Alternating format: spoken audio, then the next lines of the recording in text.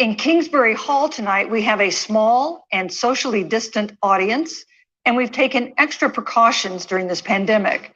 Among other things, everyone in the audience is required to wear a face mask, and the candidates will be seated 12 feet apart. The audience is enthusiastic about their candidates, but they've agreed to express that enthusiasm only twice, at the end of the debate and now when I introduce the candidates.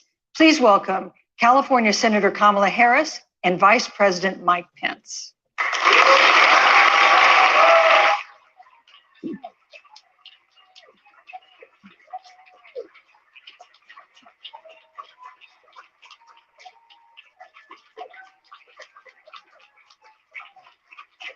Thank you.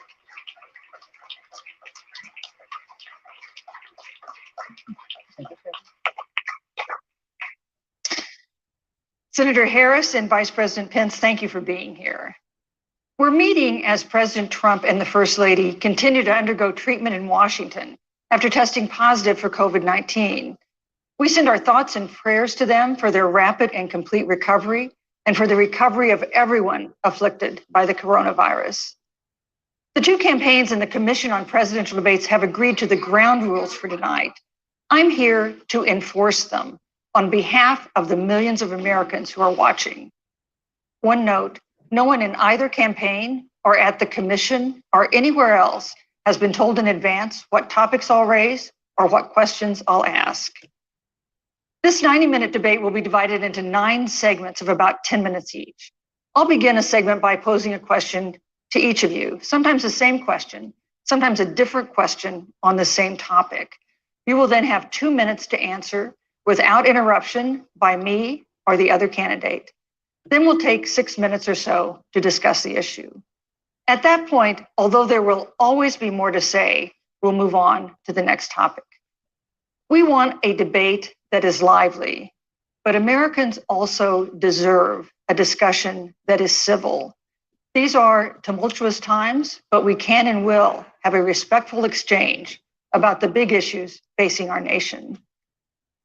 Let's begin with the ongoing pandemic that has cost our country so much.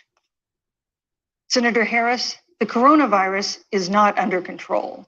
Over the past week, Johns Hopkins reports that 39 states have had more COVID cases over the past 7 days than in the week before. 9 states have set new records. Even if a vaccine is released soon, the next administration will face hard choices. What would a Biden administration do in January and February that a Trump administration wouldn't do? Would you impose new lockdowns for businesses and schools and hotspots? A federal mandate to wear masks? You have 2 minutes to respond without interruption. Thank you, Susan. Well, the American people have witnessed what is the greatest failure of any presidential administration in the history of our country. And here are the facts. 210,000 dead people in our country in just the last several months. Over 7 million people who have contracted this disease. 1 in 5 businesses closed. We're looking at frontline workers who have been treated like sacrificial workers. We are looking at over 30 million people who in the last several months had to file for unemployment. And here's the thing. On January 28th, the vice president and the president were informed about the nature of this pandemic. They were informed that it's lethal in consequence, that it is airborne, that it will affect young people, and that it would be contracted because it is airborne. And they knew what was happening and they didn't tell you. Can you imagine if you knew on January 28th, as opposed to March 13th, what they knew, what you might have done to prepare? They knew and they covered it up. The president said it was a hoax. They minimized the seriousness of it. The president said, you're on one side of his ledger if you wear a mask, you're on the other side of his ledger if you don't. And in spite of all of that, today they still don't have a plan. They still don't have a plan. Well, Joe Biden does. And our plan is about what we need to do around a national strategy for contact tracing, for testing, for administration of the vaccine and making sure that it will be free for all. That is the plan that Joe Biden has and that I have, knowing that we have to get a hold of what has been going on and we need to save our country. And Joe Biden is the best leader to do that. And frankly, this administration has forfeited their right to re-election based on this. Thank you, Senator Harris. Vice President Pence, more than 210,000 Americans have died of COVID-19 since February. The U.S. death toll as a percentage of our population is higher than that of almost every other wealthy nation on earth. For instance, our death rate is 2.5 times that of Canada next door. You head the administration's coronavirus task force. Why is the U.S. death toll as a percentage of our population higher than that of almost every other wealthy country? And you have 2 minutes to respond without interruption. Susan, thank you. And I want to thank the Commission and the University of Utah for hosting this event. And Senator Harris, it's a privilege to be on the stage with you. And our nation has gone through a very challenging time this year. But I want the American people to know that from the very first day, President Donald Trump has put the health of America first. Before there were more than 5 cases in the United States, all people who had returned from China, President Donald Trump did what no other American president had ever done. And that was he suspended all travel from China, the second largest economy in the world. Now, Senator Joe Biden opposed that decision. He said it was xenophobic and hysterical. But I can tell you, having led the White House Coronavirus Task Force, that decision alone by President Trump bought us invaluable time to stand up the greatest national mobilization since World War II. And I believe it saved hundreds of thousands of American lives. Because with that time, we were able to reinvent testing. More than 115 million tests have been done to date. We were able to see to the delivery of billions of supplies so our doctors and nurses had the resources support they needed. And we began really before the month of February was out to develop a vaccine and to develop medicines and therapeutics that have been saving lives all along the way. And under President Trump's leadership, Operation Warp Speed, we believe we'll have literally tens of millions of doses of a vaccine before the end of this year. The reality is, when you look at the Biden plan, it reads an awful lot like what President Trump and I and our task force have been doing every step of the way. I mean, quite frankly, when I look at their plan that talks about advancing testing, creating new PPE, developing a vaccine, it looks a little bit like plagiarism, which is something Joe Biden knows a little bit about. And I think the American people know that this is a president who has put the health of America first, and the American people, I believe with my heart, can be proud of the sacrifices they have made. It's saved countless American lives. Senator Harris, would you like to respond? Absolutely. Whatever the vice president is claiming the administration has done, clearly it hasn't worked. When you're looking at over 210,000 dead bodies in our country, American lives that have been lost, families that are grieving that loss. And you know, the vice president is the head of the task force and knew on January 28th how serious this was. And then thanks to Bob Woodward, we learned that they knew about it. And then when that was exposed, the vice president said, when asked, well, why didn't y'all tell anybody? He said, because the president wanted people to remain calm. Well, let's get no, but Susan, this is important. Susan, I want to add, Mr. Vice President, I'm speaking. I'm speaking. You can have 15 more seconds, and then we'll give the vice president a chance to respond. So I want to ask the American people, how calm were you when you were panicked about where you're going to get your next roll of toilet paper?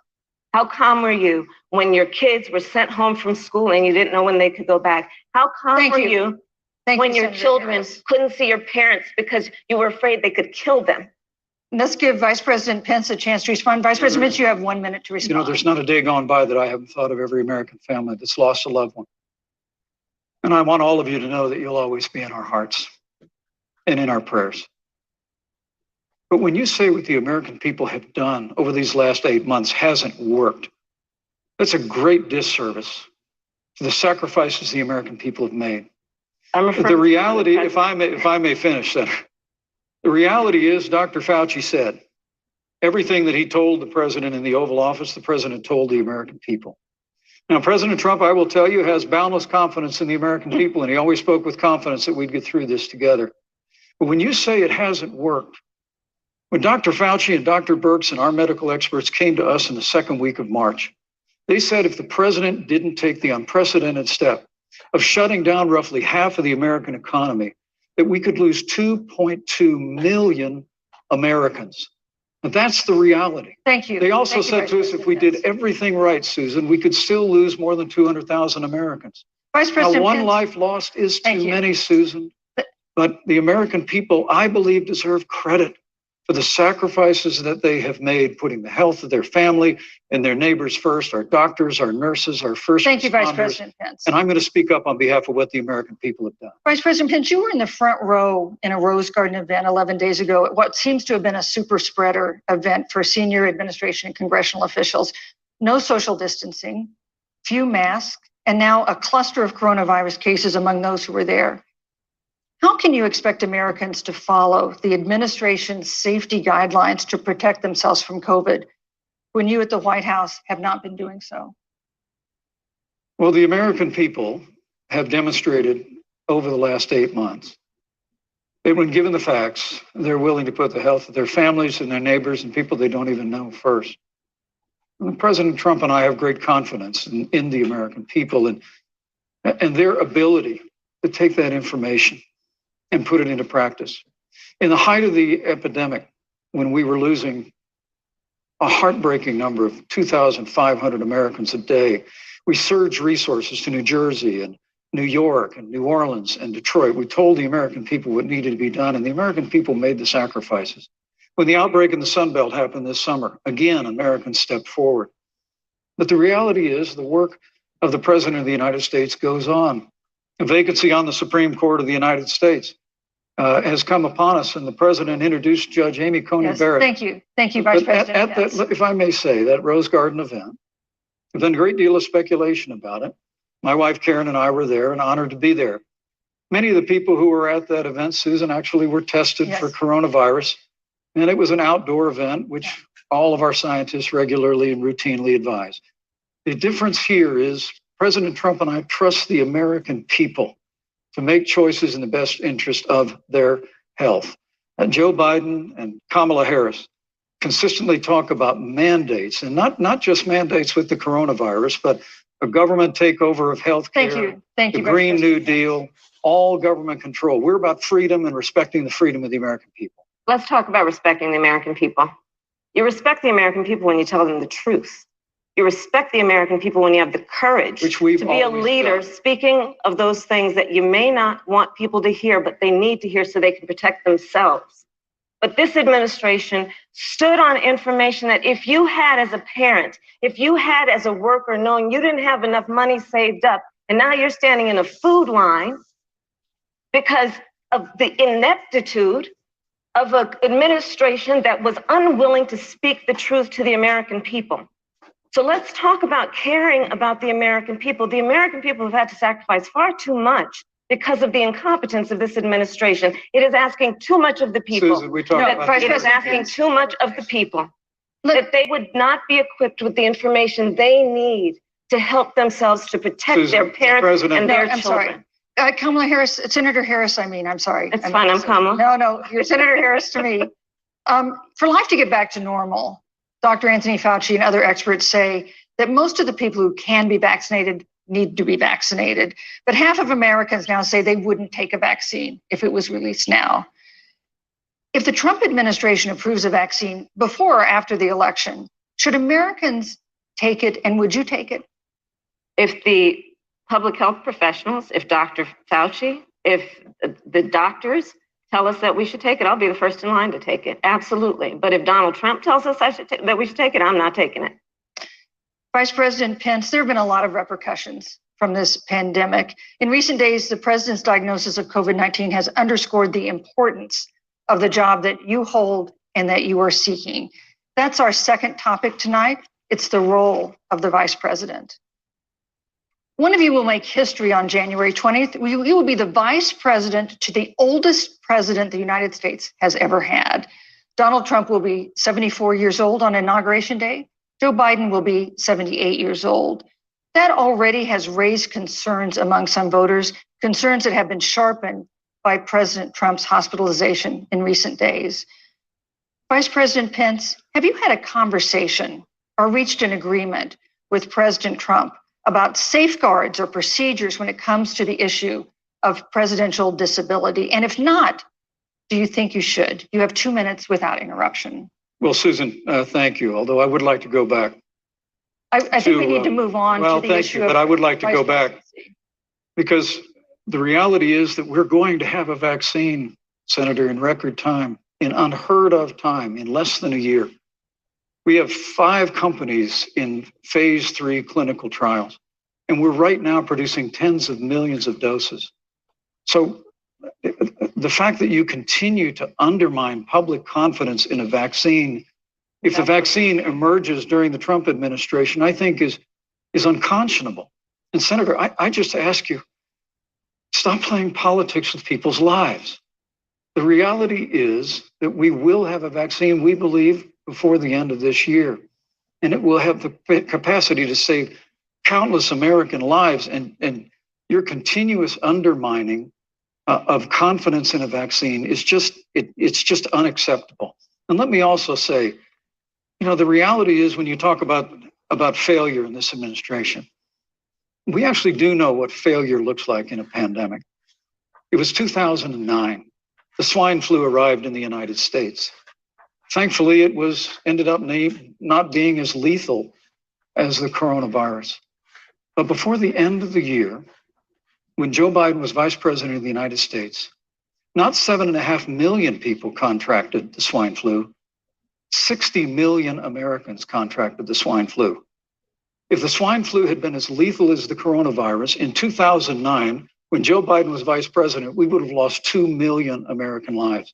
His own chief of staff, Ron Klain, would say last year that it was pure luck that they did, quote, everything possible wrong.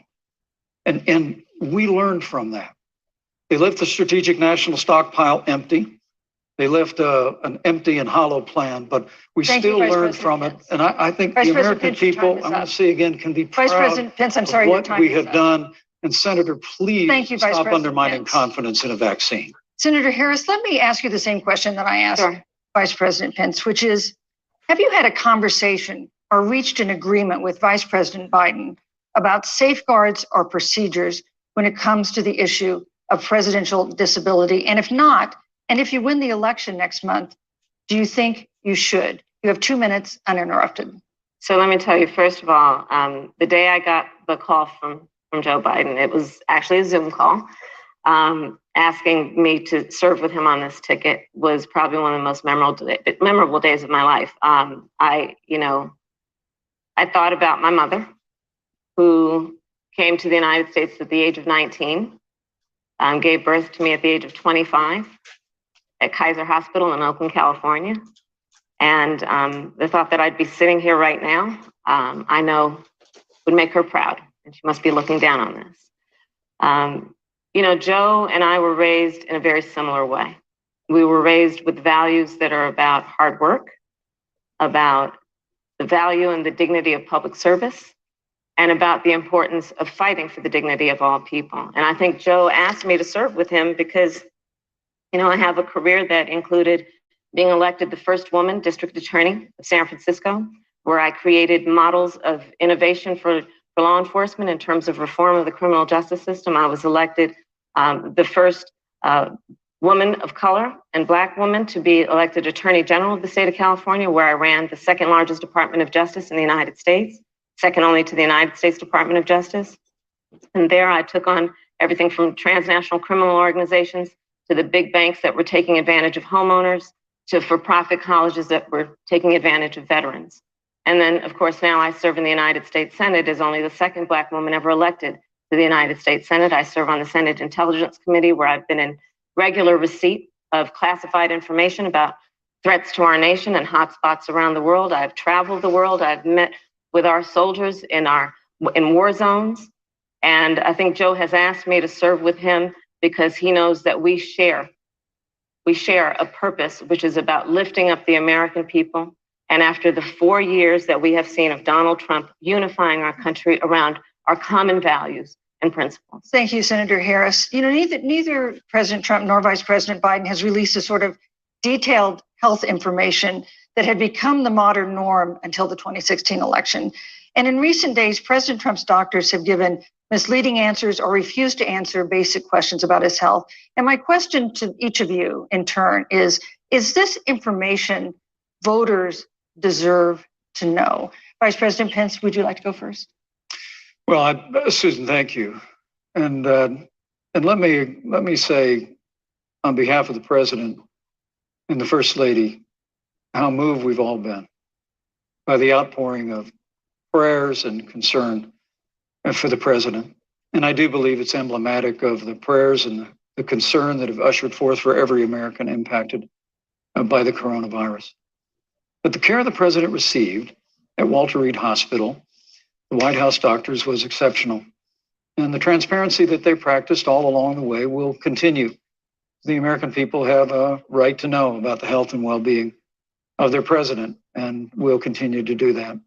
But I'm just extremely grateful and was more than a little moved by the broad and bipartisan support. And Senator, I want to thank you and Joe Biden for your expressions of genuine concern.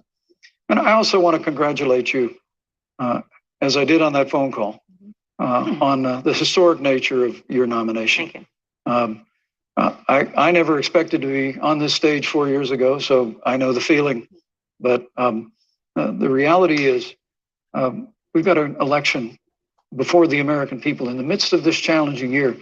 And the stakes have never been higher, but I think the choice has never been clear. I want to give Senator Harris a chance to respond to the same question I asked, which is, do voters have a right to know more detailed health information about presidential candidates and especially about presidents, especially when they're facing some kind of challenge? Absolutely. And that's why Joe Biden has been so incredibly transparent. And certainly by contrast, the president has not, both in terms of health records, but also let's look at taxes. We now know, because of great investigative journalism, that Donald Trump paid $750 in taxes. When I first heard about it, I literally said, "You mean $750,000? And it was like, no, $750. We now know Donald Trump owes and is in debt for $400 million. And just so everyone is clear, when we say in debt, it means you owe money to somebody.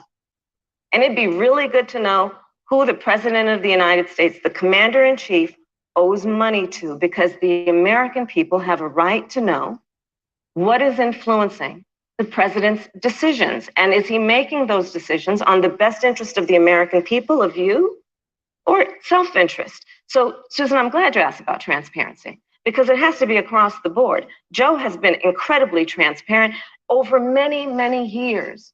The one thing we all know about Joe, he puts it all out there. He is honest, he is forthright. But Donald Trump, on the other hand, has been about covering up everything. Thank you, Senator Harris. I want to give you a chance to respond, Vice President. Well, look, I respect the fact that Joe Biden spent 47 years in public life. I respect your public service as well. Thank you. But the American people have a president who's a businessman, he's a job creator, who's paid tens of millions of dollars in taxes, payroll taxes, property taxes. He's created tens of thousands of American jobs. And the president said those public reports are not accurate. And the president's also released literally stacks of financial disclosures the American people can review just as the law allows. But the distinction here is that Joe Biden, 47 years in public service, compared to President Donald Trump, who brought all of that experience 4 years ago. Thank you, Vice President. Turned this economy around by cutting taxes, rolling back regulation, Vice President. Energy, fighting for free and fair trade, and all of that's on the line if Joe Biden and Kamala Harris. You know, that's a good segue into our third topic, which is about the economy. This has been another aspect of life for Americans that's been so affected by this coronavirus. We have a jobs crisis brewing. On Friday, we learned that the unemployment rate had declined to 7.9% in September, but the job growth had stalled. And that was before the latest round of layoffs and furloughs in the airline industry at Disney and elsewhere. Hundreds of thousands of discouraged workers have stopped looking for work. Nearly 11 million jobs that existed at the beginning of the year haven't been replaced. Those hardest hit include Latinos, Blacks, and women. Senator Harris, the Biden-Harris campaign has proposed new programs to boost the economy, and you would pay for that new spending by raising $4 trillion in taxes on wealthy individuals and corporations. Some economists warn that could curb entrepreneurial ventures that fuel growth and create jobs. Would raising taxes put the recovery at risk? And you have 2 minutes to answer uninterrupted. Thank you. On the issue of the economy, I think there couldn't be a more fundamental difference between Donald Trump and Joe Biden. Joe Biden believes you measure the health and the strength of America's economy based on the health and the strength of the American worker and the American family. On the other hand, you have Donald Trump, who measures the strength of the economy based on how rich people are doing, which is why he passed a tax bill benefiting the top 1% and the biggest corporations of America, leading to a $2 trillion deficit that the American people are going to have to pay for. On day one, Joe Biden will repeal that tax bill. He'll get rid of it. And what he'll do with the money is invest it in the American people. And through a plan that is about investing in infrastructure, something that Donald Trump said he would do. I remember hearing about some infrastructure week. I don't think it ever happened. But Joe Biden will do that. He'll invest in infrastructure. It's about upgrading our roads and bridges, but also investing in clean energy and renewable energy. Joe is going to invest that money in what we need to do around innovation. There was a time when our country believed in science and invested in research and development so that we were an innovation leader on the globe. Joe Biden will use that money to invest in education. So, for example, for folks who want to go to a 2-year community college, it will be free. If you come from a family that makes less than $125,000, you'll go to a public university for free. And across the board, we'll make sure that if you have student loan debt, it's cut by $10,000. That's how Joe Biden thinks about the economy, which is it's about investing in the people of our country, as opposed to passing a tax bill, which had the benefit of letting American corporations go offshore to do their business. Thank you, You're Senator welcome. Harris. Vice President Pence, your administration has been predicting a rapid and robust recovery, but the latest economic report suggests that's not happening. Should Americans be braced for an economic comeback that is going to take not months, but a year or more? You have 2 minutes to answer uninterrupted. When President Trump and I took office, America had gone through the slowest economic recovery since the Great Depression. So when Joe Biden was vice president, they tried to tax and spend and regulate and bail our way back to a growing economy. President Trump cut taxes across the board. Despite what Senator Harris says, the average American family of 4 had $2,000 in savings in taxes. And with the rise in wages that occurred, most predominantly for blue-collar, hardworking Americans, the average household income for a family of 4 increased by $4,000 following President Trump's tax cuts. But America, you just heard Senator Harris tell you, on day one, Joe Biden's going to raise your taxes. It's really remarkable to think, Susan. I mean, right after a time where we're going through a pandemic that lost 22 million jobs at the height, we've already added back 11.6 million jobs because we had a president who cut taxes, rolled back regulation, unleashed American energy, fought for free and fair trade, and secured $4 trillion from the Congress of the United States to give direct payments to families, save 50 million jobs through the Paycheck Protection Program. We literally have spared no expense to help the American people and the American worker through this. Joe Biden and Kamala Harris want to raise taxes. They want to bury our economy under a $2 trillion Green New Deal, which you were one of the original co-sponsors of in the United States Senate. They want to abolish fossil fuels and ban fracking, which would cost hundreds of thousands of American jobs all across the heartland. And Joe Biden wants to go back to the economic surrender to China, that when we took office, half of our international trade deficit was with China alone. And Joe Biden wants to repeal all of the tariffs that President Trump put into effect to fight for American jobs and American workers. Joe Biden says democracy's on the ballot. Make no mistake about it, Susan. The American economy, the American comeback is on the ballot. with 4 more years of growth Thank you. and opportunity, Thank you, 4 Vice more President. years of President Donald Trump, 2021 Thank is you, going to Vice be the President. biggest economic year in the history of this country. Thank you, Vice President Pence. Senator Harris. Well, I mean, I thought we saw enough of it in last week's debate, but I think this is supposed to be a debate based on fact and truth. And the truth and the fact is Joe Biden has been very clear. He will not raise taxes on anybody who makes less than $400,000 He said a he's going to year. repeal the Trump tax cuts. Mr. Vice President, I'm speaking. Well, I'm speaking. be important if you said the truth. Joe Biden said twice in the debate last week that he's going to repeal the Trump tax cuts. That was tax cuts that gave the average working family $2,000 in a tax break every single year. Senator, that is that's the math. absolutely not true. That Is he only going to repeal part of the Trump tax cuts? If you don't mind letting me finish, we can then have a conversation. Okay? Please. Okay. Joe Biden will not raise taxes on anyone who makes less than $400,000 a year. He has been very clear about that. Joe Biden will not end fracking. He has been very clear about that. Joe Biden is the one who, during the Great Recession, was responsible for the Recovery Act that brought America back. And now the Trump-Pence administration wants to take credit when they rode the coattails of Joe Biden's success for the economy that they had at the beginning of their term. Of course, now the economy is a complete disaster. But Joe Biden, on the one hand, did that. On the other hand, you have Donald Trump, who has reigned over a recession that is being compared to the Great Depression.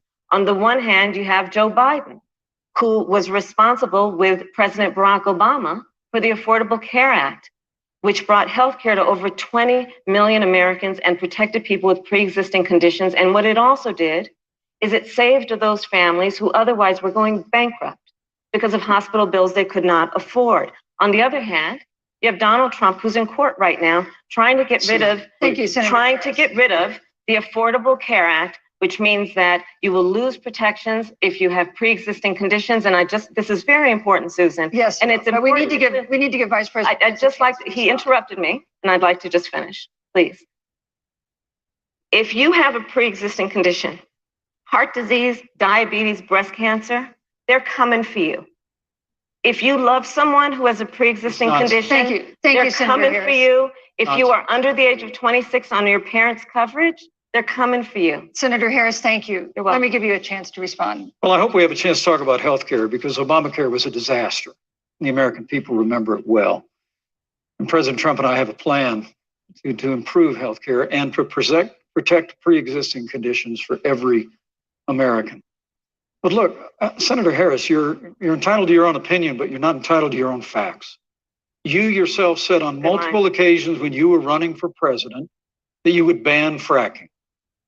Joe Biden looked at a supporter in the eye and pointed and said, I guarantee that we will abolish fossil fuels. They have a $2 trillion version of the Green New Deal, Susan, that your newspaper, USA Today, said really wasn't that very different from the original Green New Deal.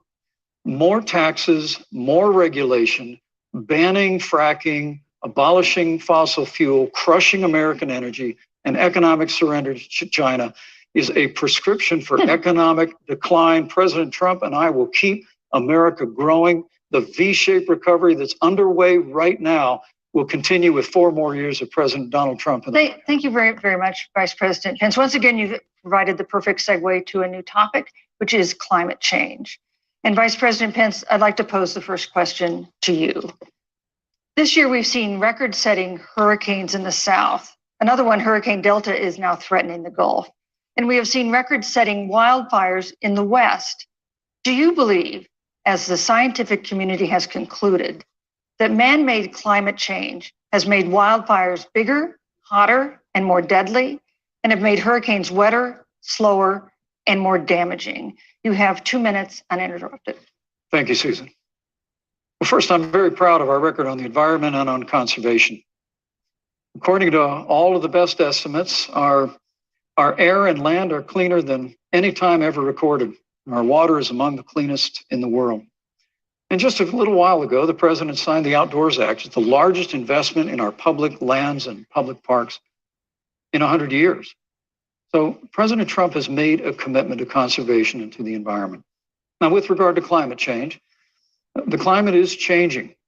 But the issue is, what's the cause and what do we do about it? President Trump has made it clear that we're going to continue to listen to the science. Now, Joe Biden and Kamala Harris would put us back in the Paris Climate Accord. They'd impose the Green New Deal, which would crush American energy, would increase the energy costs of American families in their homes, and literally would crush American jobs. And President Trump and I believe that the progress that we have made in a cleaner environment has been happening precisely because we have a strong free market economy. You know, what's remarkable is the United States has reduced CO2 more than the countries that are still in the Paris Climate Accord, but we've done it through innovation.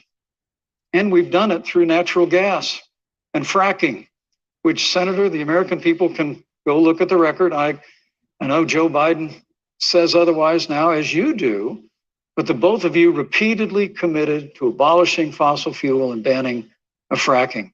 And so by creating the kind of American innovation, we're actually steering toward a stronger and better environment. With regard to wildfires, President Trump and I believe that forest management has to be front and center. And even Governor Gavin Newsom from your state has agreed we've got to work on forest management.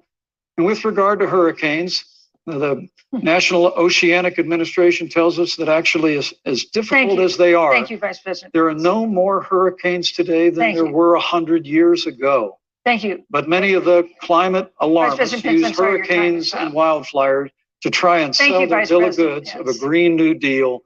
And President Trump and I are going to always put American jobs and American workers first. Senator Harris, as the Vice President mentioned, you co-sponsored the Green New Deal in Congress. But Vice President Biden said in last week's debate that he does not support the Green New Deal. But if you look at the Biden-Harris campaign website, it describes the Green New Deal as a crucial framework. What exactly would be the stance of a Biden-Harris administration toward the Green New Deal? You have 2 minutes uninterrupted. Sure. So first of all, I will repeat, and the American people know, that Joe Biden will not ban fracking. That is a fact. That is a fact. I will repeat that Joe Biden has been very clear that he thinks about growing jobs, which is why he will not increase taxes for anyone who makes less than $400,000 a year. Joe Biden's economic plan, Moody's, which is a reputable Wall Street firm, has said will create 7 million more jobs than Donald Trump's. And part of those jobs that will be created by Joe Biden are going to be about clean energy and renewable energy. Because you see, Joe understands that the west coast of our country is burning, including my home state of California.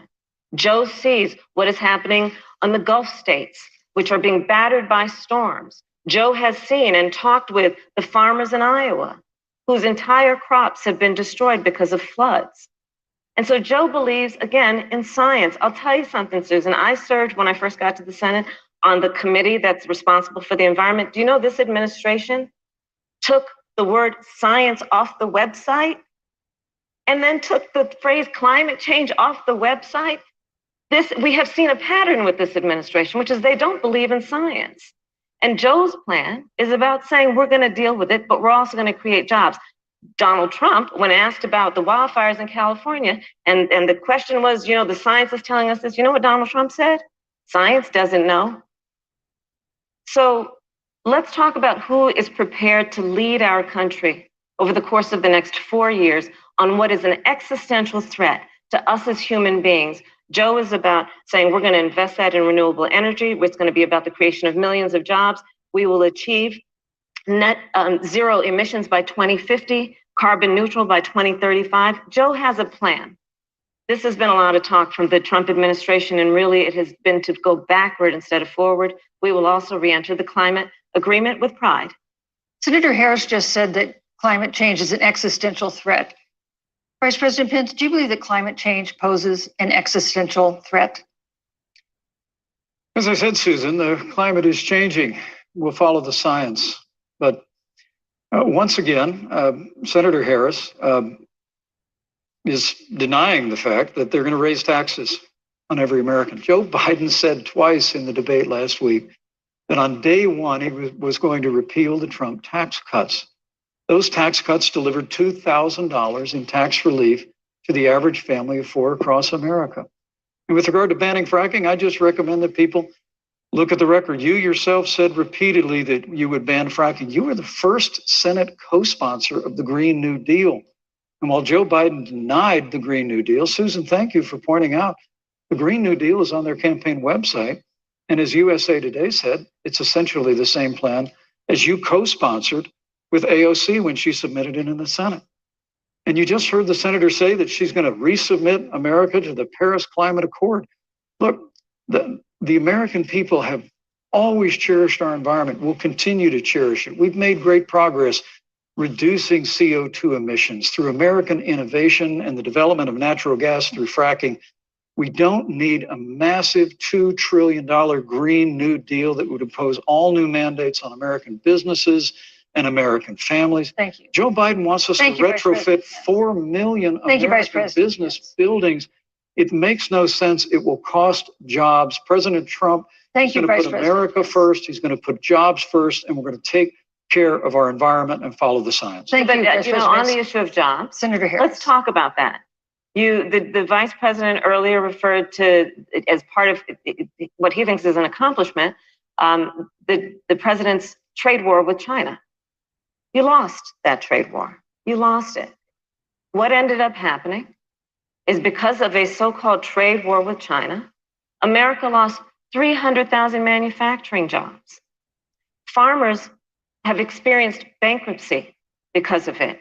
We are in a manufacturing recession because of it.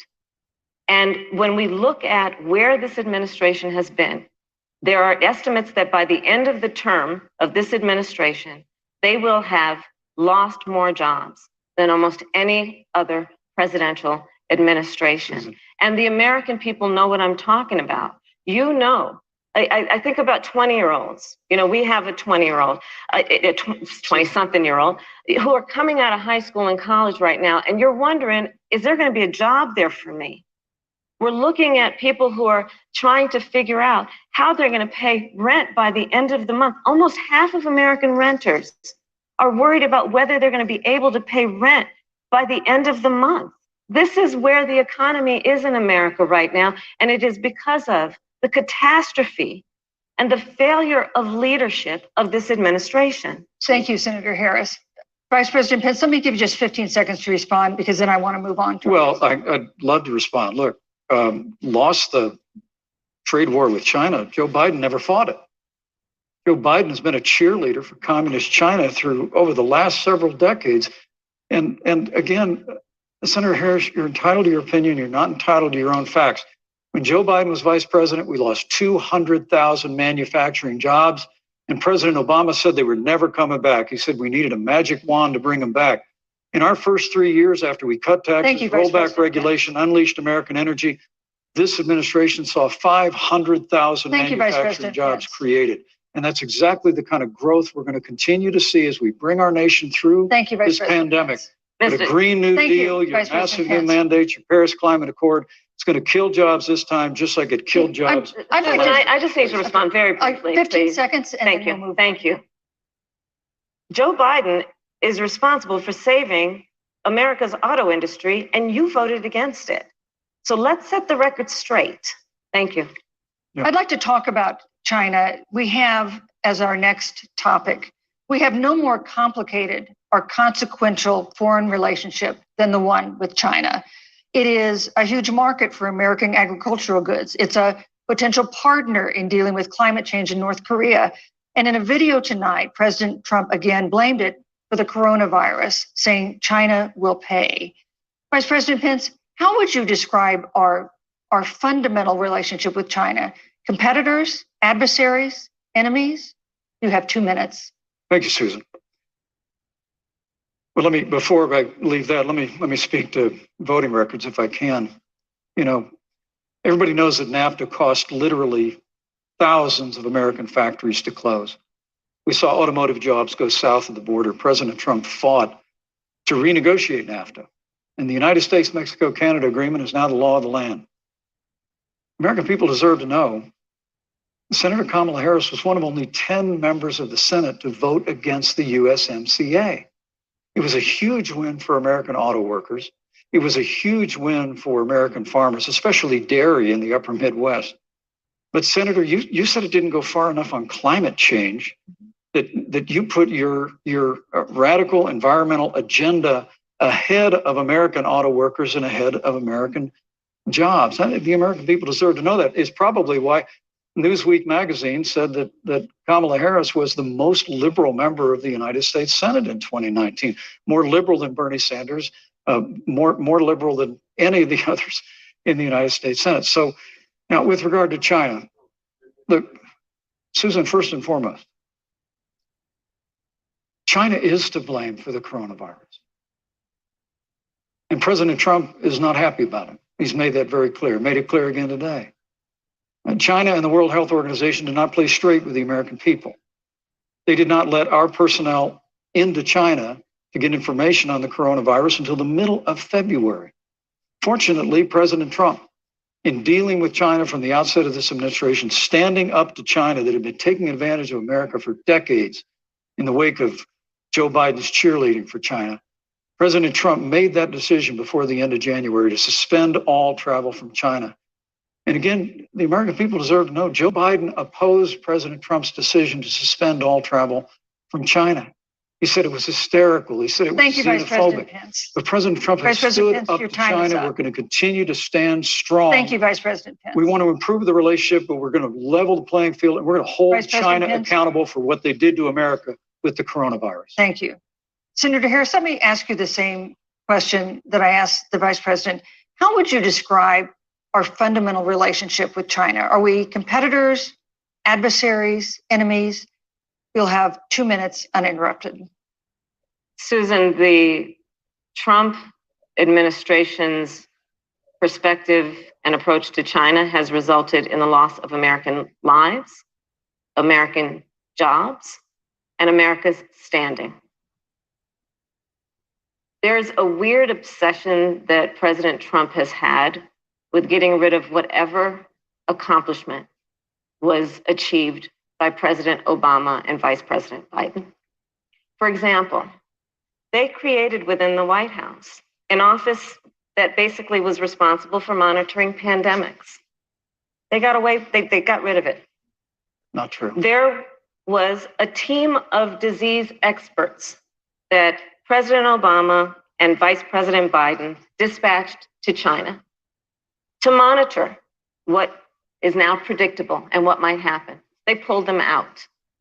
We now are looking at 210,000 Americans who have lost their lives. Let's look at the job situation. We mentioned before the trade deal, the trade war, they wanted to call it, with China. It resulted in the loss of over 300 manufacturing jobs and a manufacturing recession, and the American consumer paying thousands of dollars more for goods because of that failed war that they called it. And let's talk about standing. Pew, a reputable research firm, has done an analysis that shows that leaders of all of our formerly allied countries have now decided that they hold in greater esteem and respect Xi Jinping, the head of the Chinese Communist Party, than they do Donald Trump, the President of the United States, the Commander-in-Chief of the United States. This is where we are today because of a failure of leadership by this administration. Senator Harris, we've seen changes in the role of the United States in terms of global leadership over the past 4 years. And of course, times do change. What's your definition? We've seen strains with China, of course, as the Vice President mentioned. We've seen strains with our traditional allies in NATO and elsewhere. What is your definition of the role of American leadership in 2020? So, Joe is, I love talking with Joe about a lot of these issues. And, Joe, I think he said it quite well. He says, foreign policy, it might sound complicated, but really it's relationships. So just think about it as relationships. And so we know this in our personal and professional relationships. You got to keep your word to your friends. You got to be loyal to your friends. People who've stood with you, got to stand with them. You got to know who your adversaries are and keep them in check. But what we have seen with Donald Trump is that he has betrayed our friends and embraced dictators around the world. Let's take, for example, Russia. So Russia, I serve on the Intelligence Committee of the United States Senate. America's intelligence community told us Russia interfered in the election of the President of the United States in 2016 and is playing in 2020. Christopher Wray, the director of the FBI, said the same. But Donald Trump, the commander-in-chief of the United States of America, prefers to take the word of Vladimir Putin over the word of the American intelligence community. You look at our friends at NATO. He's walked away from agreements. You can look at the Iran nuclear deal, which now has put us in a position where we are less safe because they are building up what might end up being a significant nuclear arsenal. We were in that deal, guys. We were in the Iran nuclear deal with friends, with allies around the country. And because of Donald Trump's unilateral approach to foreign policy, coupled with his isolationism, he pulled us out and has made America less safe. So, Susan, it's about relationships. And the thing that has always been part of the strength of our nation, in addition to our great military, has been that we keep our word. But Donald Trump doesn't understand that because he doesn't understand what it means to be honest. Thank you, Senator Harris. Vice President Pence, let me give you a chance to respond. Well, thank you. Well, President Trump kept his word when we moved the American embassy to Jerusalem, the capital of the state of Israel. When Joe Biden was vice president, they promised to do that, and they never did. We stood strong with our allies, but we've been demanding. NATO is now contributing more to our common defense than ever before, thanks to President Trump's leadership. We've strengthened our alliances across the Asia Pacific, and we've stood strong against those who would do us harm. You know, when President Trump came into office, ISIS had captured an area of the Middle East the size of Pennsylvania. But President Trump unleashed the American military, and our armed forces destroyed the ISIS caliphate and took down their leader, al-Baghdadi, without one American casualty. Al-Baghdadi was responsible for the death of thousands. But notably, America's hearts today are with the family of Kayla Mueller, her parents of which are here with us tonight in Salt Lake City. Today, two of the ISIS killers responsible for Kayla Mueller's murder were brought to justice in the United States. Jihadi John was killed on the battlefield along with the other Beetle. The reality is that when Joe Biden was vice president, we had an opportunity to save Kayla Mueller. It breaks my heart to reflect on it, but the military came into the Oval Office, presented a plan. They said they knew where Kayla was. Baghdadi had held her for 18 months, abused her mercilessly before they killed her. But when Joe Biden was vice president, they hesitated for a month. And when armed forces finally went in, it was clear she'd been moved 2 days earlier. And her family says with a heart that broke the heart of every American that if President Donald Trump had been president, they believe Kayla would be alive today. Thank you, Vice Look, President. we destroyed the ISIS caliphate. And you talk about re-entering the Iran nuclear deal. I mean, the last administration transferred $1.8 billion to the leading state sponsor Thank you, Vice of President. terrorism. President Donald Trump got us out of the deal. Thank you, Vice President Pence. And when Qasem Soleimani was traveling to Baghdad Thank you, to Vice President harm Pence. to Americans, President Donald Trump took Thank you, him Vice out. President Pence. And America is safer. Our allies are safer. And the American people know President Donald Trump will never Thank you, Vice President take Pence. action. I would like to give Senator Harris a chance to respond, but not at such great length because, of course, there are other topics we want to talk about. But I would like equal time. Yes, Thank you. please go ahead. First of all, to the Mueller family, I know about your daughter's case, and I'm so sorry. I'm so sorry. What happened to her is awful, and it should have never happened. And I know Joe feels the same way. And I know that President Obama feels the same way. But you mentioned Soleimani. Let's start there. So after the strike on Soleimani, there was a counter strike on our troops in Iraq. And they suffered serious brain injuries. And do you know what Donald Trump dismissed them as? Headaches. And this is about a pattern of Donald Trump's, where he has referred to our men who are serving in our military as suckers and losers. Donald Trump, who went to Arlington Cemetery and stood above the graves of our fallen heroes and said, what's in it for them? Because of course, he only thinks about what's in it for him. Let's take what he said about John McCain, a great American hero. And Donald Trump says he doesn't deserve to be called a hero because he was a prisoner of war. And this is very important when you want to talk about who is the current commander-in-chief and what they care about and what they don't care about. Public reporting that Russia had bounties on the heads of American soldiers. And you know what a bounty is? It's somebody puts a price on your head and they will pay it if you are killed. And Donald Trump had talked at least 6 times to Vladimir Putin and never brought up the subject.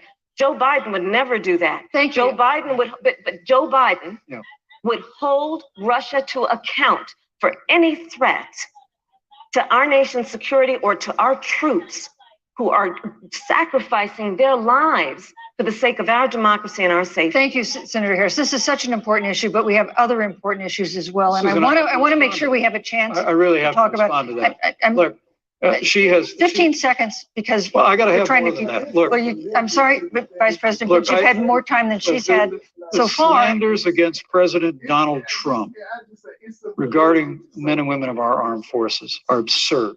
I'm sorry, Vice My President son is Pence. a captain in the United Yes. States Marine Corps. My son-in-law is deployed in the United States Navy. I can assure all of you, with sons and daughters serving in our military, President Donald Trump not only respects but reveres all of those who serve in our armed forces, and any suggestion otherwise is ridiculous. Thank you, Vice President Pence. Vice The American President people Pence, deserve, Susan, Vice the President American Pence, people I deserve to didn't, know. Vice President Pence, I did not, excuse me, Susan, the I did American not people create deserve the to know rules for tonight. Joe Biden. Your campaigns agreed to the rules for tonight's debate with the Commission on Presidential Debates. I'm here to enforce them, which involves moving from one topic to another, giving roughly equal time to both of you, which is what I'm trying very hard to do. Go right ahead. So I want to go ahead and move to the next topic, which is an important one, as the last topic was, and that is the Supreme Court. On Monday, the Senate Judiciary Committee is scheduled to open hearings on Amy Coney Barrett's nomination to the Supreme Court. Senator Harris, you'll be there as a member of the committee. Her confirmation would cement the court's conservative majority and make it likely open to more abortion restrictions, even to overturning the landmark Roe v. Wade ruling. Access to abortion would then be up to the states. Vice President Pence, you're the former governor of Indiana. If Roe v. Wade is overturned, what would you want Indiana to do? Would you want your home state to ban all abortions? You have 2 minutes, uninterrupted. Well, thank you for the question, but I'll use a little bit of my time to respond to that very important issue before. The American people deserve to know Qasem Soleimani, the Iranian general, was responsible for the death of hundreds of American service members. When the opportunity came, we saw him headed to Baghdad to kill more Americans. President Trump didn't hesitate, and Qasem Soleimani is gone. But you deserve to know that Joe Biden and Kamala Harris actually criticized the decision to take out Qasem Soleimani. It's really inexplicable, but with regard to Joe Biden, it's explainable. Because history records that Joe Biden actually opposed the raid against Osama bin Laden. It's absolutely essential that we have a commander-in-chief who will not hesitate to act to protect American lives and to protect American service members, and that's what you have in President Donald Trump. Now, with regard to the Supreme Court of the United States, let me say President Trump and I could not be more enthusiastic about the opportunity to see Judge Amy Coney Barrett become Justice Amy Coney Barrett. And she's a brilliant woman, and she will bring a lifetime of experience and a sizable American family to the Supreme Court of the United States. And our hope is, in the hearing next week, unlike Justice Kavanaugh received with treatment from you and others, But we hope she gets a fair hearing. And we particularly hope that we don't see the kind of attacks on her Christian faith that we saw before. I mean, the Democrat chairman of the Judiciary Committee before, when Judge Barrett was being confirmed for the Court of Appeals, expressed concern that the dogma of her faith lived loudly in her. Dick Durbin of Illinois said that it was a concern. Senator, I know one of our judicial nominees, you actually attacked because they were a member of the Catholic Knights of Columbus, just because the Knights of Columbus holds pro-life views. And thank you, Vice President Pence. So Your my time hope is is that when the hearing takes place, thank you, Vice President Pence. That Judge Amy Coney Barrett will be respected, thank you, Vice President respectfully, Pence. voted and confirmed with the Supreme Court of the United States. Senator Harris, you're the senator from and former Attorney General of California. So let me ask you a parallel question to the one I posed to the Vice President. If Roe v. Wade is overturned, what would you want California to do? Would you want your home state to enact no restrictions on access to abortion? And you have 2 minutes uninterrupted. Thank you, Susan. First of all, Joe Biden and I are both people of faith, and it's insulting to suggest that we would knock anyone for their faith. And in fact, Joe, if elected, will be only the second practicing Catholic as president of the United States. On the issue of this nomination, Joe and I are very clear, as are the majority of the American people. We are 27 days before the decision about who will be the next president of the United States. And, before, when this conversation has come up, it's been about election year or election time. We're literally in an election. Over 4 million people have voted. People are in the process of voting right now. And so Joe has been very clear, as the American people are. Let the American people fill that seat in the White House, and then we'll fill that seat on the United States Supreme Court. And to your point, Susan, the issues before us couldn't be more serious. There's the issue of choice, and I will always fight for a woman's right to make a decision about her own body. It should be her decision and not that of Donald Trump and the Vice President, Michael Pence. But let's also look at what else is before the court. It's the Affordable Care Act. Literally in the midst of a public health pandemic, when over 210,000 people have died and 7 million people probably have what will be in the future considered a pre-existing condition because you contracted the virus. Donald Trump is in court right now trying to get rid of the Affordable Care Act. And I said it before, and it bears repeating. This means that there will be no more protections if they win for people with pre-existing conditions. This means that over 20 million people will lose your coverage. It means that if you're under the age of 26, you can't stay on your parents' coverage anymore. And here's the thing, the contrast couldn't be more clear. They're trying to get rid of the Affordable Care Act. Joe Biden is saying, let's expand coverage. Let's give you a choice of a public option or private coverage. Let's bring down premiums. Thank you, Senator Let's Harris. lower Medicare eligibility to 60. Thank you, Senator. That's true Harris. leadership. You mentioned earlier, Vice President Pence, that the president was committed to maintaining protections for people with pre-existing conditions.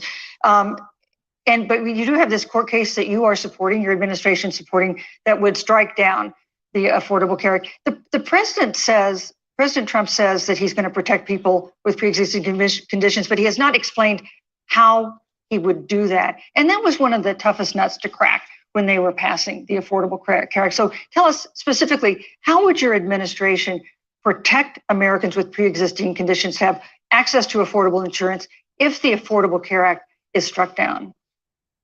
Well, thank you, Susan. But let me just say, addressing your very first question, I couldn't be more proud to serve as vice president to a president who stands without apology for the sanctity of human life. I'm pro-life. I don't apologize for it. And this is another one of those cases where there's such a dramatic contrast. Joe Biden and Kamala Harris support taxpayer funding of abortion all the way up to the moment of birth, late-term abortion. They want to increase funding to Planned Parenthood of America. Now, for our part, I would never presume how Judge Amy Coney Barrett would rule on the Supreme Court of the United States, but we'll continue to stand strong for the right to life. When you speak about the Supreme Court, though, I think the American people really deserve an answer, Senator Harris. Are you and Joe Biden going to pack the court if Judge Amy Coney Barrett is confirmed? I mean, there have been 29 vacancies on the Supreme Court during presidential election years, from George Washington to Barack Obama. Presidents have nominated in all 29 cases. But your party is actually openly advocating adding seats to the Supreme Court, which has had 9 seats for 150 years, if you don't get your way. This is a classic case of, if you can't win by the rules, you're going to change the rules. Now, you've refused to answer the question. Joe Biden has refused to answer the question. So I think the American people would really like to know, if Judge Amy Coney Barrett is confirmed to the Supreme Court of the United States, are you and Joe Biden, if somehow you win this election, going to pack the Supreme Court to get your way? I'm so glad we went through a little history lesson. Let's do that a little more. In 1864. Well, I'd like you to answer the question. Mr. Vice President, I'm speaking. I'm speaking. Okay. In 1864, one of the, I think, political heroes, certainly of the president, I assume if you also, Mr. Vice President, is Abraham Lincoln. Mm-hmm. Abraham Lincoln was up for re-election. And it was 27 days before the election. And a seat became open on the United States Supreme Court. Abraham Lincoln's party was in charge not only of the White House, but the Senate. But Honest Abe said, it's not the right thing to do. The American people deserve to make the decision about who will be the next president of the United States. And then that person can select who will serve for a lifetime on the highest court of our land. And so Joe and I are very clear. The American people are voting right now, and it should be their decision about who will serve on this most important body for a lifetime. Thank you, And Senator Harris. People, Susan, are voting right now. They'd like to know if you and Joe Biden are going to pack the Supreme Court if you don't get your way in this nomination. Let's talk about packing. You once again gave a non-answer. Joe Biden gave a non-answer. Trying to answer you the now. American people deserve a straight answer. And if you haven't figured it out yet, the straight answer is they are going to pack the Supreme Court if they somehow win this election. Men and women, I got to tell you, people across this country, if you cherish our Supreme Court, if you cherish the separation of powers, you need to reject the Biden-Harris ticket. Come November the 3rd, re-elect President Donald Trump, and we'll stand by that separation of powers in a 9-seat Supreme Court. Yeah, let's talk about packing the court then. Let's talk about the fact. Yeah, I'm about to. So the Trump-Pence administration has been, because I sit on the Senate Judiciary Committee, Susan, as you mentioned, and I've witnessed the appointments for lifetime appointments to the federal courts, district courts, courts of appeal. People who are purely ideological, people who have been reviewed by legal professional organizations and found to have been not competent, are substandard. And do you know that of the 50 people who President Trump appointed to the Court of Appeals for lifetime appointments, not one is Black? This is what they've been doing. You want to talk about packing a court? Let's have that discussion. All right, thank you. Thank you, Senator. Let's go on and talk about the issue of racial justice. I just want the record to reflect she never answered the question. So I think the American people, maybe the next debate, Joe Biden will answer the question, but I think the American people know the answer. Thank you, Vice President. In March, Breonna Taylor, a 26-year-old emergency room technician in Louisville, was shot and killed after police officers executing a search warrant in a narcotics investigation broke into her apartment. The police said they identified themselves. Taylor's boyfriend said he didn't hear them do that. He used a gun registered to him to fire a shot, which wounded an officer. The officers then fired more than 20 rounds into the apartment. They say they were acting in self-defense. None of them have been indicted in connection with her death. Senator Harris, in the case of Breonna Taylor, was justice done? You have 2 minutes. I don't believe so. And I've talked with Breonna's mother, Tamika Palmer, and her family. And her family deserves justice. She was a beautiful young woman. She had as her life goal to become a nurse, and she wanted to become an EMT to first learn what's going on out on the street so she could then become a nurse and save lives. And her life was taken unjustifiably and tragically and violently. And it brings me to, the 8 minutes and 46 seconds that America witnessed, during which an American man was tortured and killed under the knee of an armed, uniformed police officer. And people around our country of every race, of every age, of every gender, perfect strangers to each other, marched shoulder to shoulder, arm in arm, fighting for us to finally achieve that ideal of equal justice under law. And I was a part of those peaceful protests. And I believe strongly that, first of all, we are never going to condone violence, but we always must fight for the values that we hold dear, including the fight to achieve our ideals. And that's why Joe Biden and I have said on this subject, look, and I'm a former career prosecutor. I know what I'm talking about. Bad cops are bad for good cops. We need reform of our policing in America and our criminal justice system, which is why Joe and I will immediately ban chokeholds and carotid holds. George Floyd would be alive today if we did that. We will require a national registry for police officers who break the law. We will, on the issue of criminal justice reform, get rid of private prisons and cash bail, and we will decriminalize marijuana, and we will expunge the records of those who have been convicted of marijuana. This is the time for leadership on a tragic issue of unarmed Black people in America. Thank you, Senator Harris. Vice President Pence, let me pose the same question to you. In the case of Breonna Taylor, was justice done? You have 2 minutes uninterrupted. Well, our heart breaks for the loss of any innocent American life. And the family of Breonna Taylor has our sympathies. But I trust our justice system, a grand jury that refused the evidence. And it really is remarkable that as a former prosecutor, you would assume that an impaneled grand jury looking at all the evidence got it wrong. But you're entitled to your opinion, Senator. I think, look, and with regard to George Floyd, there's no excuse for what happened to George Floyd. And justice will be served. But there's also no excuse for the rioting and looting that followed.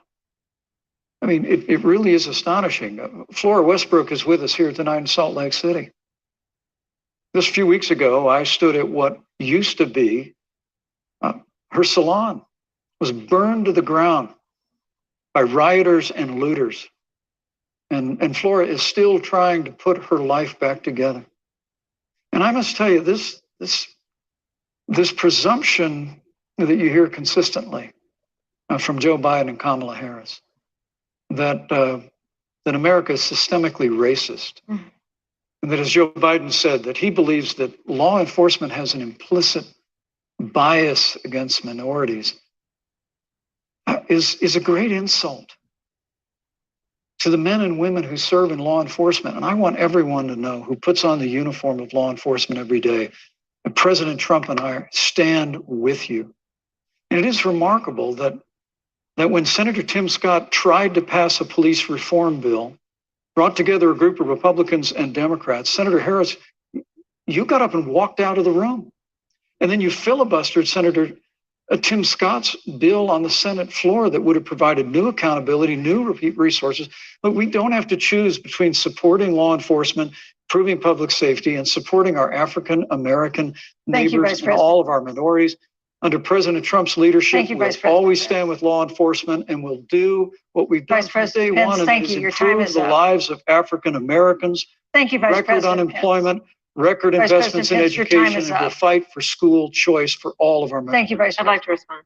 Senator Harris. I will not sit here and be lectured by the Vice President on what it means to enforce the laws of our country. I am the only one on this stage who was personally prosecuted everything from child sexual assault to homicide. I'm the only one on this stage who has prosecuted the big banks for taking advantage of America's homeowners. I'm the only one on this stage who prosecuted for-profit colleges for taking advantage of our veterans. And the reality of this is that we are talking about an election in 27 days, where last week, the President of the United States took a debate stage in front of 70 million Americans and refused to condemn white supremacists. Not true. And Not true. it wasn't like he didn't have a chance. He didn't do it, and then he doubled down. And then he said, when pressed, stand back, stand by. And this is a part of a pattern of Donald Trump's. He called Mexicans rapists and criminals. He instituted as his first act a Muslim ban. He, on the issue of Charlottesville, where people were peacefully protesting the need for racial justice, where a young woman was killed. And on the other side, there were neo-Nazis carrying tiki torches, shouting racial epithets, anti-Semitic slurs. And Donald Trump, when asked about it, said there were fine people on both sides. This is who we have as the president of the United States. And America, you deserve better. Joe Biden will be a president who brings our country together. Senator Harris. And recognizes the beauty in our diversity and the fact that we all have so much more in common than what separates us. Vice President Pence, let me give you a minute to respond. Thank you, Susan. I appreciate that very much. You know, I think this is one of the things that makes people dislike the media so much in this country, Susan, is that you selectively edit, just like Senator Harris did, comments that President Trump and I and others on our side of the aisle make. I mean, Senator Harris conveniently omitted, after the president made comments about people on either side of the debate over monuments, he condemned the KKK, neo-Nazis, and white supremacists, and has done so repeatedly. You're concerned that he doesn't condemn neo-Nazis. President Trump has Jewish grandchildren. His daughter and son-in-law are Jewish. This is a president who respects and cherishes all of the American people. But you talk about having personally prosecuted. I'm glad you brought up your record, Senator. Thank you. But I really need to make this point. When you were DA in San Francisco, when you left office, African Americans were 19 times more likely to be prosecuted for minor drug offenses than whites and Hispanics. When you were Attorney General of California, you increased the disproportionate incarceration of blacks in California. Yes. You did nothing on criminal justice reform in California. You didn't lift a finger to pass the First Step Back on Capitol Hill. I mean, the reality is your record speaks for itself. President Trump and I have fought for criminal justice reform. Thank you, Vice President. We fought for educational choice and opportunities for African Americans, all of our members. Thank you, sir. And we'll do it for 4 months. Thank you. You know, there is no more important issue than the final issue that we're going to talk about tonight, and that is the issue of the election itself. He attacked my record. I would like an opportunity to respond. Let me give you 30 seconds because we're running out of time. I appreciate that. First of all, having served as the Attorney General of the state of California, the work that I did is a model of what our nation needs to do, and we will be able to do under a Joe Biden presidency. Our agenda includes what this administration has failed to do. It will be about not only instituting a ban on chokeholds and carotid holes. Thank you. Thank you, Senator. I would like to go through. These are points that you made earlier in the hour, and I want to talk about the election itself before we have to. But I want to talk about the connection between what Joe and I will do and my record, which includes I was the first statewide officer to institute a requirement that my agents would wear body cameras and keep them on full time. We were the first to initiate a requirement that there would be a training for law enforcement on implicit bias, because yes, Joe Biden and I recognize that implicit bias does exist, Mr. Vice President, contrary to what you may believe. We did the work of instituting reforms that were about investing in reentry. This is the work that we have done and the work we will do going forward. And again, I will not be lectured by the Vice President on our record of what we have done in terms of law enforcement and keeping our communities safe and a commitment to reforming the criminal justice system of America. Thank you, Senator Harris. And I'd like to I'd like you to respond first to the question on our final topic, the election itself. President Trump has several times refused to commit himself to a peaceful transfer of power after the election. If your ticket wins and President Trump refuses to accept a peaceful transfer of power, what steps would you and Vice President Biden then take? What would happen next? You have 2 minutes. So I'll tell you, Joe and I are, I think, particularly proud of the coalition that we've built around our campaign. We probably have one of the broadest coalitions of folks that you've ever seen in a presidential race. Of course, we have the support of Democrats, but also independents and Republicans. In fact, 7 members of President George W. Bush's cabinet are supporting our ticket. We have the support of Colin Powell, Cindy McCain, John Kasich, over 500 generals, retired generals, and former national security experts and advisors are supporting our campaign. And I believe they are doing that because they know that Joe Biden has a deep, deep-seated commitment to fight for our democracy and to fight for the integrity of our democracy and to bring integrity back to the White House. And so we believe in the American people. We believe in our democracy. And here's what I'd like to say to everybody. Vote. Please vote. Vote early. Come up with a plan to vote. Go to iwillvote.com. You can also go to joebiden.com. We have it within our power in these next 27 days to make the decision about what will be the course of our country for the next 4 years. And it is within our power. And if we use our vote and we use our voice, we will win. And we will not let anyone subvert our democracy with what Donald Trump has been doing, as he did on the debate stage last week, when again in front of 70 million people, he openly attempted to suppress the vote.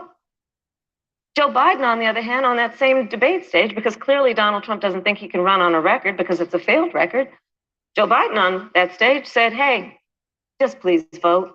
So I'll repeat what Joe said. Please vote. Thank you, Senator. Vice President Pence, President Trump has several times refused to commit himself to a peaceful transfer of power after the election. If Vice President Biden is declared the winner and President Trump refuses to accept a peaceful transfer of power, what would be your role and responsibility as Vice President? What would you personally do? You have 2 minutes. Well, Susan, first and foremost, I think we're going to win this election because while Joe Biden and Kamala Harris rattle off a long litany of the establishment in Washington, D.C., an establishment that Joe Biden's been a part of for 47 years, President Donald Trump has launched a movement of everyday Americans from every walk of life. And I have every confidence that those same Americans that delivered that historic victory in 2016, they see this president's record where we rebuild our military. We revived our economy through tax cuts and rolling back regulation, fighting for fair trade, unleashing American energy. We appointed conservatives to our federal courts at every level. And we stood with the men and women of law enforcement every single day. And I think that movement of Americans has only grown stronger in the last 4 years. But when you talk about accepting the outcome of the election, I must tell you, Senator, your party has spent the last 3.5 years trying to overturn the results of the last election. It's amazing. When Joe Biden was vice president of the United States, the FBI actually spied on President Trump and my campaign. I mean, there were documents released this week that the CIA actually made a referral to the FBI documenting that those allegations were coming from the Hillary Clinton campaign. And of course, we've all seen the avalanche, what you put the country through for the better part of 3 years until it was found that there was no obstruction, no collusion, case closed. And then Senator Harris, you and your colleagues in the Congress tried to impeach the president of the United States over a phone call. And now Hillary Clinton has actually said to Joe Biden that in her words, under no circumstances should he concede the election. So let me just say, I think we're going to win this election. President Trump and I are fighting every day in courthouses to prevent Joe Biden and Kamala Harris from changing the rules and creating this universal mail-in voting that will create a massive opportunity for voter fraud. And we have a free and fair election. We know we're going to have confidence in it. And I believe in all my heart that President Donald Trump's going to be reelected for 4 more years. You know, I've written all the questions that I've asked tonight, but for the final question of the debate, I'd like to read a question that someone else wrote. The Utah Debate Commission asked students in the state to write essays about what they would like to ask you. And I want to close tonight's debate with the question posed by Brecklin Brown. She's an 8th grader at Springville Junior High in Springville, Utah. And here's what she wrote, quote, "When I watch the news, all I see is arguing between Democrats and Republicans. When I watch the news, all I see is citizen fighting against citizen. When I watch the news, all I see are two candidates from opposing parties trying to tear each other down. If our leaders can't get along, how are the citizens supposed to get along?" And then she added, "Your examples could make all the difference to bring us together," end quote. So to each of you in turn, I'd like you to take 1 minute and respond to Brecklin. Vice President Pence, you have 1 minute. Brecklin, it's a wonderful question. And let me just commend you for taking an interest in public life. I started following the news when I was very young. And in America, we believe in a free and open exchange of debate. And we celebrate that. And it's how we've created literally the freest and most prosperous nation in the history of the world. But I would tell you that don't assume that what you're seeing on your local news networks is synonymous with the American people. You know, I look at the relationship between Justice Ruth Bader Ginsburg, the late justice who we just lost from the Supreme Court, and the late Justice Antonin Scalia. They were on polar opposites on the Supreme Court of the United States, one very liberal, one very conservative. But what's been learned since her passing was the two of them and their families were the very closest of friends. I mean, here in America, we can disagree. We can debate vigorously, as Senator Harris and I have on this stage tonight. But when the debate is over, we come together as Americans. And that's what people do in big cities and small towns all across this country. So I just want to encourage you, Brecklin. I want to tell you that we're going to work every day to have government as good as our people. And the American people each and every day love a good debate. We love a good argument. But we always come together and are always there for one another. Thank you. In times of need. And we've especially learned that through the difficulties of this year. Senator Harris, what would you say to Brecklin? First of all, I love hearing from our young leaders. And when I hear her words, when I hear your words, Brecklin, I know our future is bright because it is that perspective on who we are and who we should be. That is a sign of leadership and is something we should all aspire to be. And that, that brings me to Joe. Joe Biden, one of the reasons that Joe decided to run for president is after Charlottesville, which we talked about earlier. It so troubled him and upset him like it did all of us, that there was that kind of hate and division. What propelled Joe to run for president was to see that over the course of the last 4 years, what Brecklin described has been happening. Joe has a long-standing reputation of working across the aisle and working in a bipartisan way. And that's what he's going to do as president. Joe Biden has a history of lifting people up and fighting for their dignity. You have to know Joe's story to know that Joe has known pain, he has known suffering, and he has known love. And so, Brecklin, when you think about the future, I do believe the future is bright. And it will be because of your leadership. And it will be because we fight for each person's voice through their vote. And we get engaged in this election because you have the ability through your work and through eventually your vote. Thank you, to determine the future of our country and what its leadership looks like. Thank you, Senator Harris. Thank you, Vice President Pence. Thank you so much for being with us tonight. We want to thank also the University of Utah for its hospitality, and most of all, our thanks to all the Americans who watched this debate tonight. Again, our best wishes for a quick recovery to President Trump, the First Lady, and everyone who is battling COVID-19. The second presidential debate is next week on October 15th, a town hall style debate in Miami. We hope you'll join us then. Good evening.